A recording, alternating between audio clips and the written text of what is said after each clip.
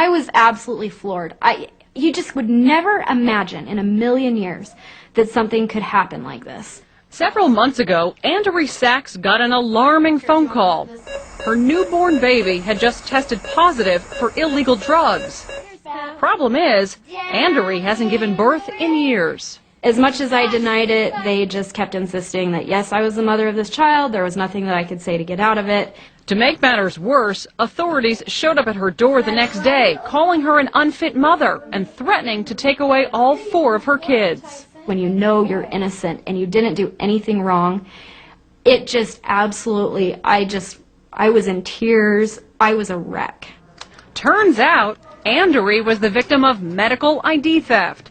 Someone had stolen her driver's license, walked into a hospital, and had a baby, leaving Andrea with a $10,000 bill and a fight to clear her name.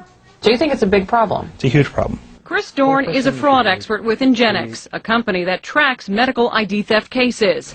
He says victims have more worries than just fraudulent doctor bills. Your medical records can also be altered, with the crook's information substituted for your own. Inadvertently, your blood type can be changed, your medications that you're on that can be changed, your underlying medical conditions can be changed. Which can be life-threatening. Certainly.